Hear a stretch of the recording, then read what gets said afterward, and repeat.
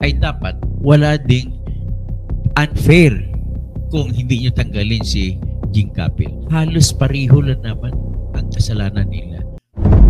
Ito ang Istorya Pinas. Mayor Jing Capil, kailangan ba talaga na matanggal siya bilang mayor sa Porac, Pampanga? Totoo ba na hindi patas ang hatol para kay Alice Guo ng ombudsman sa pagkatanggal niya bilang mayor sa bayan ng Bamban? Naging sangkot ang pangalan ni Mayor Jing Capil dahil sa patuloy na operasyon ng ilegal na pogo sa Porac kahit hindi nila ito nabigyan ng business permit dahil sa kakulangan ng fire safety sa lugar. Makailang beses na nagisa sa Senado at Kongreso si Mayor Jing Capil dahil sa napakaraming anomalya na meron sa illegal na pogo sa Porac, Pampanga, at sa taon-taon na binabayaran na permit ng Lucky South 99 ay ilang libo lang ang binabayaran nila na milyon o bilyon ang kinikita ng illegal na pogo sa Porac, Pampanga. Totoo ba na si Mayor Jing Capil ang tumatanggap ng milyon-milyon na pera na dapat ay para sa Porac, Pampanga? Lakas loob naman na pumayag si Mayor Jing Capil na i-lifestyle check siya sa kinaukulan na lahat ng yaman niya di umano ay kita niya sa legal na paraan at hindi sa pogo. Dapat ba talaga na madismiss din ng ombudsman ang pagiging mayor na Mayor Jing Capil? Ayon pa ng dismayadong madlang netizen, dapat imbestigahan lahat ng mayor na gumagawa ng personal interest na bago pumirma ng permit ay kailangan mailagay siya o kasama siya sa operation o may share siya sa kitaan. Maraming mayor ang involved sa ganyang gawain since ministerial lang sa kanila ang permit at dapat wala silang involvement sa kahit anong business operation na nagpapapermit sa mga munisipyo. Dapat sa mga mayor na involved sa ganyan ay kulong at bayad ng multang 100 million para wala ng mayor na may involved dyan. At yung mga mayor na ginagamit ang pera ng munisipyo para sa personal nilang interest ay 1 billion naman ang multa at kulong ng habang buhay. Jaime Jing Capil, bakit po? Kung tinanggal ni ang katwiran ko, kung tinanggal ninyo si Alice Guo ng Bamban, Tarlac, sa pagkamayor ng Bamban, ay dapat wala ding unfair kung hindi nyo tanggalin si Jing Capil. Bakit po? Halos pareho lang naman ang kasalanan nila. Walang naglalamang sa isa o minsan mas matindi pa yung kasalanan ni Jing Capil. So ano bang kasalanan ni Jing Capil? Ganito po yun. Number one, ang inamin nila, Mayor Jing Capil, hindi ka pwede magsampa ng libel dito ha. Kagaya sa kinasuhan mo ng libel si Miss Pyra Lucas, kinasuhan mo rin ng libel si Diane de la Cruz, kinasuhan mo rin ng libel si People of Porac. Ano nang laman, nabasa ko ang libel na reklamo mo, pasensya ka na, ngayon ko sasabihin na kumuha ka ng ibang abogado. Kasi ang gumawa po na abogado ng reklamo mo ay grade 1 na abogado. Mali-mali po, kulang-kulang. Ganito lang po yung kasimple para maliwanagan ng nakikinig sa akin kung bakit madidismiss lang yung kaso mo kahit hindi pa sumagot ang mga kinasuhan mo. Madidismiss lang yan. Bakit po? Ganito po yun ang dahilan. Una, nag-aakusa ka na sinisira ang puri ka. Ganito ang sinabi, halimbawa, sinabi ni Pyra Lucas na grabing nag-impluensya ka, nagpapibigay ka ng protection sa pogo din sa Porac. So, ang sinasabi mo naman, nagreklamo ka, sabi mo, nakakasakit naman damdamin yung mga sinabi ni Pyra Lucas. At ito ay sinabi ni Pyra Lucas na kumbaga hindi nag-iingat, sinasabi at siya ay nasasaktan, ganun. So ngayon, ang problema sa kanya na sinasabi na nasaktan siya, hindi man lang niya sinabi na hindi totoo ang binasihan ni Miss Pyra Lucas kung bakit niya sinabi ganun. Inabasa ko rin yung mga ibang mga sulat, mga sinulat ni Miss Diane de la Cruz sa kanya. Ang mga kwento ni Diane na personal niya alam ay kinasuhan niya si Miss Diane de la Cruz ng ganon. Ngayon, pag sinabi siya ganon din sinabi niya, ang abogado niya sabi nasasaktan daw siya ng ganon. Pero hindi niya naman sinabi na hindi totoo. So, paano ka pa ngayon mananalo niyan? Dapat maghanap ka ng mga abogado na maayos. maayos magsinungaling. Ito, ibig sabihin, ang problema sa iyo, Jing Kapil, is this. Makinig ka, Diana, at least nakikinig ka ngayon. Si Ma'am Pyra Lucas dapat nakikinig din. So, ngayon, ito masasabi ko sa inyo.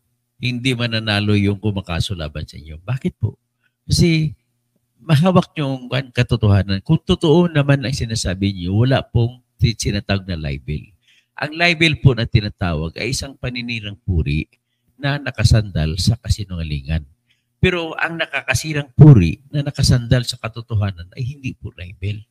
Ganoon lang ho kasimple yan. Huwag na kayo mag-isip ng malalim. Kaya dapat sa totoo lang, sabi ni Hayes de la Cruz, tanggalin na si Jing Kapil. Tanggalin na ito. Walang kwentang tao ito. Inuhot-hot nilang, kinakain lang lahat ng pera ng Purak, Pampanga. Ngayon, ididini-deny niya, pinatawag niya kami sa Kongreso, hearing niya sa Bacolor. Hindi ko alam kung makapunta ako, lilipad ako ng eroplano. Hindi ko alam kung makakakuha pa ako ng ticket papunta dyan sa Maynila para pumunta ng Bacolor Convention Center kasi doon ang hearing sa August 16. Di ang alam ko, August 16 din ang hearing ni Ma'am Pyra Lucas at August 16 din ang hearing ni Hayes de la Cruz. So, nagawa ng abogado mo yung inyong sagot. Mamaya pagtapos ito bukas pagising ko, gagawin kong sagot niya. Tutulungan ko si Ma'am Pyra Lucas, gagawin kong sagot niya. So, anyway, ang kasalanan, tingnan muna natin kung anong kasalanan ni Alice Go kung bakit siya tinanggal ng ombudsman. Tapos ikumpara natin kay Jing Kapil. Ngayon, sinabi ng ombudsman na si Alice Go ay dapat tanggalin dahil sa mga kasalanan. Una, mayor na siya, ay binibigyan pa niya ng business permit yung mga pogo na lumalabas na siya yung may-ari. Okay? So, ganoon ang sinasabi. Pagkatapos, ang isa pa, siya pa nang hingi ng tinatawag na pabor para mabigyan ng letter of no objection ang Bamban Pugo. So ito si Alice Go. Okay, no isang araw nagpalabas ako ng video na nakita si Alice Go. Kasama niya si Willie Ong na yung drug lord. Okay. So ngayon, linagay dito ang kasalanan, ang kasama niya sa nasuspend, ang iba nasuspende, siya natanggal. Ang nasuspende po si Vice Mayor Leonardo Anunciacion. So masama katulad, wala ng Vice Mayor nila. Si Johnny Sales, Jason Galang, Nico Balilo, Ernesto Salting, Jose Salting Jr., Ruben Mangiliman, Jose Aguilar, Mary Andre Laksabana, Rainier Rivera, Bamban's Business Permit and Licensing Officer Edwin Campo, Municipal Legal Officer Aden Sigwa. Si Rainier Rivera, parang kilala ko ito. The Ombudsman said Go's acts altogether point to willful intent on their part to violate the law. So, tingnan natin dito, ano ba yung mga kasalanan na binabanggit ng Ombudsman. Nagbanggit ito na si Alice Go pala, mayor na siya, hindi pa pala niya sa totoo lang inalis, hindi pa niya binenta na ang pag-aari niya sa Baufo, na kumpanya na may-ari ng lupa, na kung saan nakatayo ang Bamban Pugo. Tapos, siya rin ang gumawa ng paraan para mabago ang klasifikasyon ng lupa mula sa agricultural at ginawa nilang komersyal at para mapatayan ng pugo. So, yan po ang mga ginawa. Ilan sa mga ginawa niya. So, ngayon, maliban pa dyan, kahit walang clearance ng fire safety, ay pinaaprobahan niya pala ng mga permit. So, ganun po nangyari. Okay. So, ngayon, kung ganun nangyari ang kay Alice Go, ano naman ang kay Jing Kapil? Ang kay Jing Kapil po ay ganito. Isa-isay natin Ang pinakamatinding kasalanan ni Jing Kapil ay number one, ay dali lang Journey, nagla-live ako. Ang unang kasalanan ni Jing Kapil ay ganito. Ang mga real property taxes o amilyar kung tawagin natin, ay ganito ang pagsukat ng pagsingil niyan. Ano ba yung amilyar? Yan pong yung bayad ng tao sa mga paggamit ng kanilang lupa o building sa binabayad sa city o sa munisipyo. Ang tawag dyan ay amilyar. Paano mo kinukompute yung amilyar? Ang paggamit po ng amilyar ay simple. Ito po ay ang pag-compute pala. Ang pag-compute ay ganito. Magkano ang halaga ng lupa at saka building? Pag magkano ang halaga, ibig sabihin magkano ang fair market value o di kaya yung zonal value. Alin naman mas mataas sa dalawa. Yan ang basihan mo. Tapos kung ano ang klaseng gamit. Halimbawa, commercial. I-multiply mo sa 50%. So, pag minultiply mo sa 50%, ibig sabihin hatiin mo. So, magkano ba ang halaga ng 46 na book building doon sa purak na mga pugo? Alam mo, 46 na building. So, para malaman ng munisipyo kung magkano ang halaga ng building, pinapasubmit ng munisipyo ang nagpagawa ng bahay, ng mga building, ng listahan ng mga materialis na ginamit. At may presyo kung magkano. Ang tawag namin dyan ng mga engineer, mga civil engineer, bill of materials.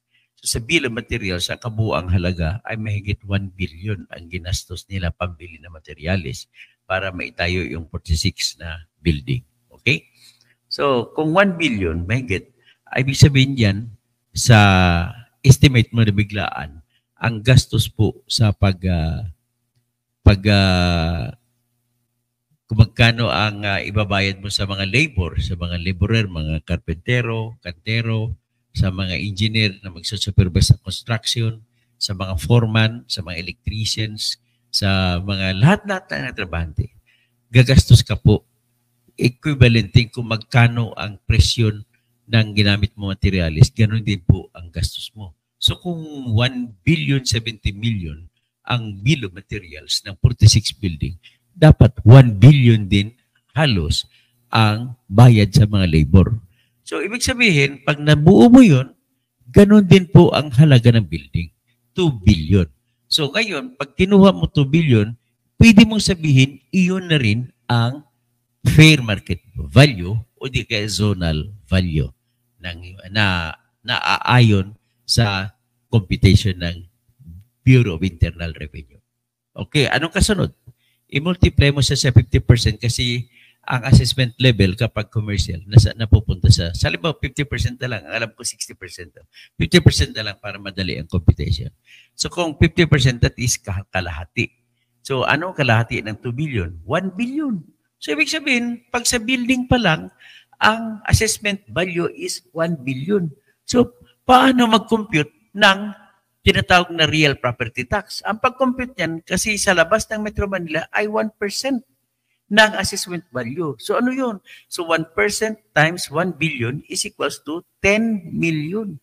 So dapat kada taon sa building pa lang ay nagbabayad na ang pugo sa kay Gingkapil o sa munisipyo ng Porac ng 10 million. Eh bakit ang problema niya, 10,000 ang sinisigil. So binupulsa niya ang mahigit halos 10 million. Ngayon, magkano naman ang babayaran sa paggamit ng lupa? Ang paggamit naman ng lupa ay, sabihin na natin ang lupa ang halaga ng lupa, halimbawa, 5,000 per square meters. Kung 5,000 per square meters, that is 50 million sa isang hektarya. Kung sa isang hektarya is, ilang hektarya yun? 10. So, 50 million times 10, 500 million. So kung 500 million, ang assessment level mo niyan is 50%. So magiging 250 million ang basihan mo ng assessed value mo. At i-multiply mo sa 1%. So magiging 2.5 million pesos ang babayaran na buwis para sa lupa.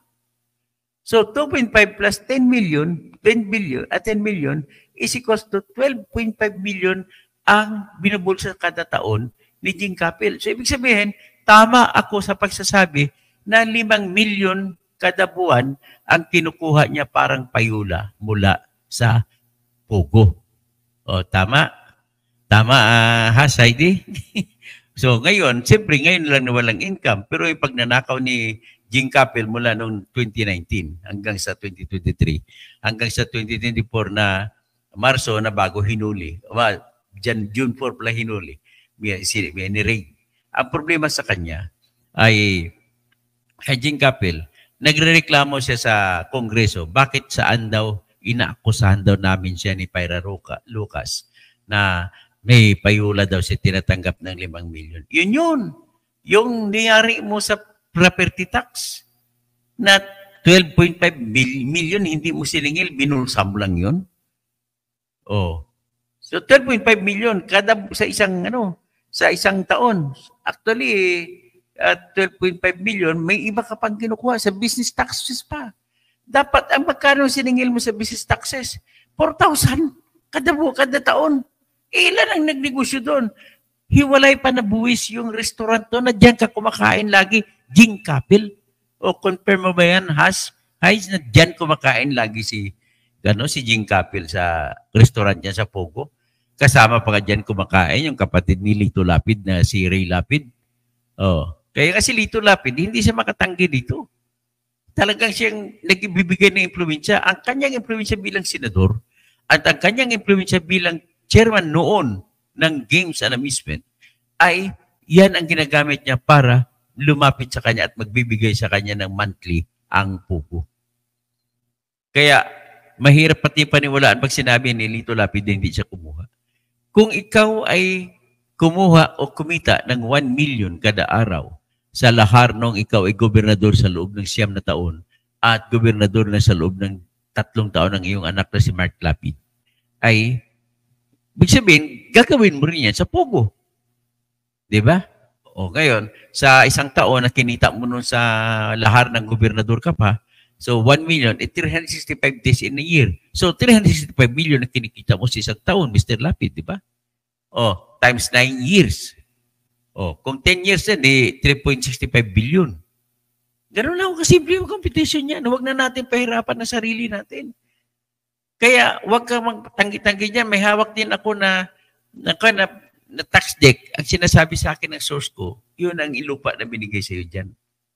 Ang lupa dyan na kung saan ang Pogo matatagpuan, alam ni Haidsen, tagaroon yan, ay 106.4 hectares. Yung 106.4 hectares ay nakapangalan yan sa kumpanya, magkakapatid na mga Cruz.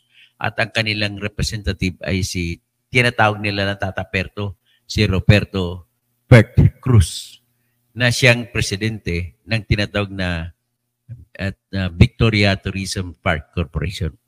So ngayon, ang 106.4 hectares na yan ay kinonvert yan mula sa agriculture, sa sakahan, papunta sa commercial, residential, at tourism nung panahon na gobernador si Lito Lapid. Kaya ganun lang po kumita din si Lito Lapid dyan.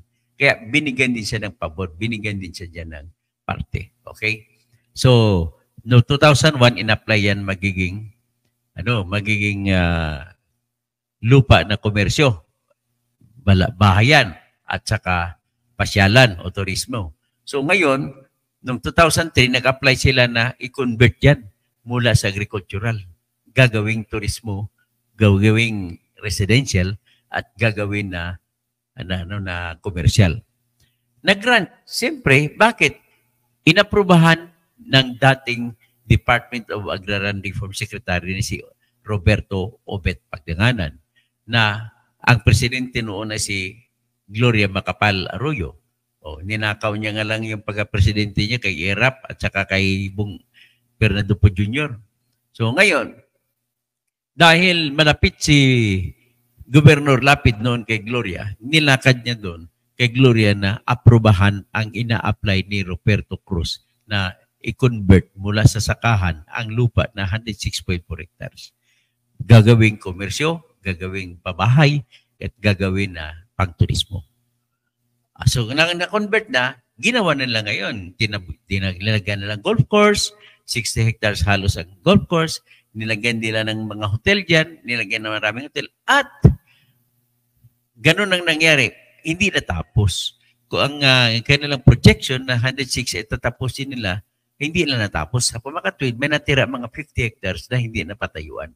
So ngayon, sa pangunguna ng mga magsasaka at tinutulungan sila noon ni Attorney Anselmo Carlos, ay nagsampa sila ng petisyon na ibasura o i-revoke o i-cancela yung pagdeklara na iyan ay pabahay, yan ay turismo, at yan ay komersyo. So nanalo ang kaso ni Attorney Anselmo Carlos noong November 15, 2019. Ang problema, noong January 20, pinatay si Attorney Anselmo Carlos at ang kanyang driver bodyguard. Pinatay silang dalawa. At walang ibang dahilan, yan yung kaso na yan na naipanalo nila. So sino kaya ang nagpapatay? Wala akong nakitang ibang dahilan. Siyempre, ang pinakamalapit, ang pinaka-interesado. So sino ang pinaka-interesado? Kilala ito ni Hides, no? Kilala ni Pyra, si Tata Puerto Cruz. Si Roberto Puerto Cruz. Yung iba nagpapala ng iba nagpapatay dyan, kundi siya. Siya ang interesado. Bakit niya pinapatay? Tandaan nyo, November 15, 2019 na yun. Kung 2019, nag-uumpisa, October pa, nag-uumpisa patayo yung mga pugo. So, kailangan ni Puerto Cruz na ang lupa ay mapaupa niya sa pugo para mapatuloy ang malaki niyang negosyo. Ha? Para mapatuloy ang malaking negosyo, dapat bawalan yung utos ng agraryo, central office, na i-convert balik sa magsasakahan ang lupa. So para hindi matuloy, pinapatay niya ang abogado. Di ba? Tama ang theory ko. Sino bang interesado kay Attorney Anselmo Carlos? Sino bang interesado dyan? Hindi, yung iba yung nasasaktan. Kawawa ka naman dito yung mga kagaya. Halimbawa, matuwa naman ako, ang anak ni Attorney Anselmo Carlos ay abogado rin. Sana magiging makatao ka rin kagaya kay tatay mo. Si tatay mo po ay bayani ng mga magsasaka. Namatay man yun, pero bayani siya. So anyway, nung namatay siya, nagpatuloy pa rin ang kasong yun, naapila. Ang tagal-tagal ng motion for reconsideration, inaksyonan ni Duterte. Siyempre, tinrabaho nila doon para hindi aprobahan ni Duterte yung motion for reconsideration tsaka apila. Yung apila ng mga tao ni Tata Puerto Cruz. Kaya, lumabas yung motion for reconsideration na binasura, 2022 na. Tapos na yung Pogo. Matagal na natapos ang Pogo. Tuloy-tuloy takbo ng Pogo. So, ibig sabihin, nakikita nyo rito yung mga sakahan na dapat ang mga magsasaka ay nagsasaka doon, ay Pogo ang nilagay. So, paano mo ngayon maibalik ito sa magsasaka na Pogo na nakalagay? Gigibain ba natin yun? Dapat.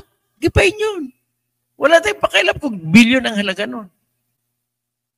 So, yun po ang mga bagay na pinayagan ni Jing Capil na mangyari. Kasi kung siya ay sincero na mayor, dapat hindi nangyari yun. Dapat kumontra siya. Ha? Number 2, nagpatayo pa si Jing Capil ng extension office malapit dyan sa Grand Palacio Real. So, ibig sabihin, bakit siya nagpatayo ng malapit extension office ng Office of the Mayor? Para maservisyohan niya yung Pogo.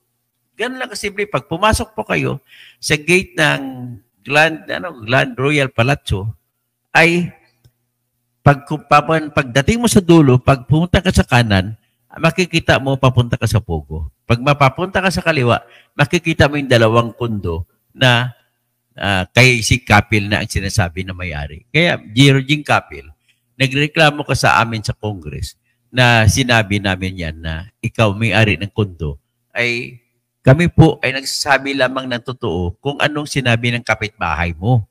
Nagyabang ka pa sa kapitbahay mo, mga kapitbahay mo dyan, noong pinapatayo, pinaparenovate mo yan. At siyempre, nung pinaparenovate mo, nagmamayabang ka. O ngayon, pasensya ka na, hindi ko sasabihin sa'yo, kahit sa Congress, hindi ko sasabihin kung sino yung nagbanggit sa akin. Iba ding tao nagbanggit kay Pyra Lucas kung sino nagsabi sa kanya tungkol sa kundo na yan. Iba rin ang tao nagsabi sa akin. Hindi ko rin ba pwedeng sabihin kay Pyra Lucas kung sino yung tao na yun. Ganon din si Pyra Lucas. Hindi niyo pwede sabihin sa akin. At protektado kami ng batas dyan. Republic Act 53 na sinasabi na walang sinumang mga vlogger at mga journalist na maaaring pilitin sa pagsasabi kung kanino nila kinuha ang mga balita nila. Ganon lang ho kasimple yan. Batas po yan, karapatan namin yan. Well, nasa kongreso na rin, kung gusto pilitin nila kami, pitpitin ang aking bayag, I will never bow to them. Kasi sacred po yung aking pangako sa aking source ng information. Sino pang magtitiwala sa akin na bilang vlogger, magbibigay sila ng information kung itutuga mo lamang sila. Kahit po sa executive session, hindi ko mabanggitin ang pangalan ng source ko. Ganon lamang po. Ganon po kasagrado ang aking sumpa sa mga nagbibigay sa akin ng informasyon. Makulong man ako, kung ano man mangyari sa akin, I never will relent. I will even shout to heavens with joy that I am now another time a hero for press freedom. Ganun po mangyari. So, with this, ano pa bang iba kasalanan ni Jing Capil na dapat siyang tanggalin kagaya kay Alice Go? Ang isa pa po, yung katotohanan na ang Pogo po lagi po nagbibigay ng donasyon para pang medical mission ng munisipyo ng Porac. Akalain mo, nagme-medical mission na kung ano na pang mga donation na binigay ng Pogo, ay ginamit naman niya, pero sinisingil pa uli sa bayan. Grabe. Bayad na yun, siningil mo pa sa bayan. Mr. Jing Capil, kaya dapat ka talaga tanggalin dyan. Lahat na may relasyon sa Pogo. Actually, hindi lang may relasyon sa Pogo. Dapat ka rin tanggalin sapagkat noong 2 buwan bago mag-eleksyon ng 2022, yung pundo para sa kalamidad sa bayan ng Porac ay ipinalabas mo kahit walang kalamidad. Ginamit mo sa eleksyon. Ay, naku. Ipaliwanag mo kung saan napunta yung mga pundo. Mr. Jing Capil, ano pa kasalanan mo? Ang isa pang kasalanan na laging inuulit-ulit na inuurirat sa iyo ni Congressman Richard Gomez at saka ni Congressman Dan Fernandez at saka ni Congressman Romeo Acop. Ano yun? Di ba dapat noong 2024 sabi mo hindi ka nag-issue ng business permit? Inamin mo yan eh. Nanonood kami, hindi mo pwede tanggihan. Nung inamin mo na hindi ka nag-issue ng business permit noong 2024, ay bakit hindi mo pinasara at hinayaan mo pa sila na mag-operate? At hindi ka makatanggi na hindi sila nag-operate. Bakit? Kasi nung ni-raid ng PAOK, ay nandoon, nag-operate, nagtatrabaho mga tao. At ito pa, yung mga traidor dyan. Ikaw sigurado ang nag-traidor dyan, Mr. Jing Capil. Ang pag-feel mo dyan, nung alam mo na papalapit na yung papasok ng mga pulis na bitbit ni Yusik Gilbert Cruz, ay isinibat mo yung mga inchik na mga kan, ang mahigit yan, dinala mo sa Boracay. Tinakbo mo ron. Yung iba, tinakbo din sa Angeles. Sa Blue Hotel. Ang nagtakbo, balita ko nga, yung chief of police pa nga eh. Inutusan mo. Kaya, Mayor Jing Capil, dapat tanggalin ka na. Dapat ang ombudsman tanggalin ka na. So ito, ang gagawin namin, manghihingi kami, magre-request kami ng certified true copy ng transcript of records ng Senate at saka ng House of Representatives at kakasuhan ka namin. Ganun lang o kasimple yan. Siguro naman matutuwa na si Hydes dyan at makakaganti na siya. Makakaganti na rin si Pyra Lucas. Okay? Hanggang dyan dito lang muna tayo.